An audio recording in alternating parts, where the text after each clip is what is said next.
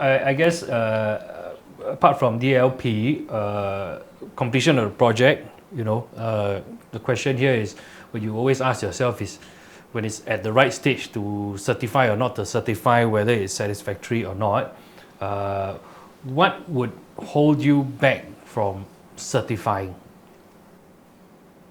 in such a scenario? Is there anything that will hold you back from certifying? I'm not too sure if you want to use the word hold back, yeah. But I think, probably your organizations all know that the client wants to be informed before you issue out a certificate or anything like that, you see, for any reason. And what happened was that one of my recent, again, it's not my project, again, it's my colleague whom I'm asked to do a so-called a peer review on, where, I was asked a question about fair and objectivity. And in my view that, okay, ticked all the boxes, we've got all the condition precedent there. Yeah, it's okay to actually issue the completion cert out.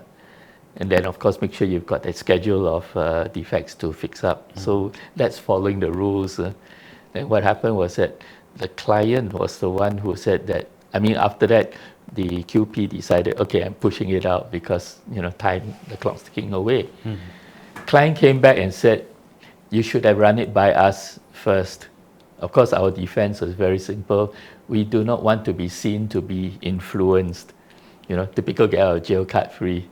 And then the client turned back and said, it's not about what you call being fair and objective.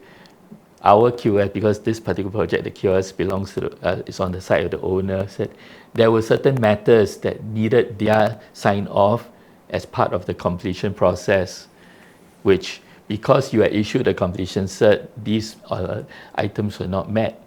Had you run this through us, we would have asked you to also review through these particular elements that the QS was holding, and then you can happily issue out the completion cert, you see. So in a certain sense, it kind of brought me thinking that, we are so brought up in the fair and objective kind of thinking, and you shouldn't be influenced by a client. But, in nowadays when you have these multi-party type projects, right, sometimes the client needs to also have his say to go in order for the process to be able to come to conclusion. So my takeaway for that one down there is, okay, just basically tell the client that you're going to issue the completion. Do you have anything to insert, rather than say, it's the way how we craft the email. Don't ask him for permission. Tell him that you're going to do it. Ask him if he's got anything you want to add in. Then at least it's not seen to be influenced. Yeah. Yeah, I totally agree.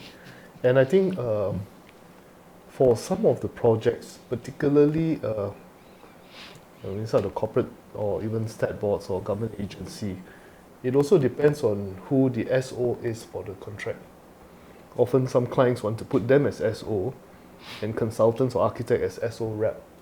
And therefore, then you have to, especially the PSSCOC, then you have to understand what is your role as a SO rep and what's the role of an SO, right? And then you need to draw that line very clearly, and you do not want to, as a SO rep, you do not want to take on the responsibility of the SO, okay, and vice versa, So I think that's something that practitioner has to take note of, particularly in the PSSCOC. All readers. All readers.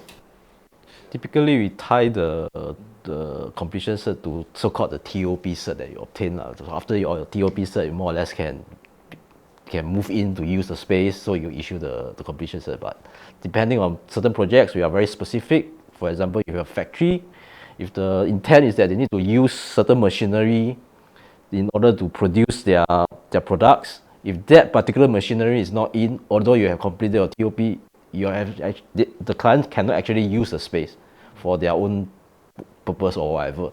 So then we will not actually issue that completion cert. It has to be completed to a certain extent that the client can fully utilize the space or reasonably use the space for their works. So I like to chime in on that bit down there. I tend to disagree trying to lock it down to TOP because I feel that TOP is a statutory process and the contract is a commercial process, you see. So just hitting TOP does not necessarily mean that all the conditions in the contract have been fulfilled. So what I would normally put would be TOP is a condition precedent.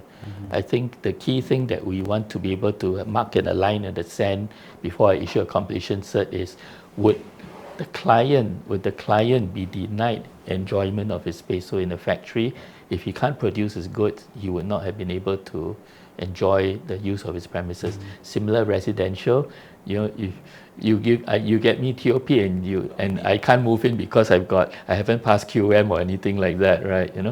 That time I think I may be 6 months from moving in, but I'm starting to pay property tax, right? Because I've got TOP, you see. So and again, one of the cases in my office was that, because the ER, this case was a Reda's contract, the ER had certified that, okay, good to go, completion cert can issue, but he had forgotten that there was a statutory process that needed to also be fulfilled. And that was where some complications came in. So I think one of the things that I would normally err towards would be basically to separate TOP from the completion cert itself, from a contract perspective. Yeah. I think because not forgetting, on one hand, for the contractor side, their completion and their LD and everything is Exactly, pegged to this completion Correct. cert as well.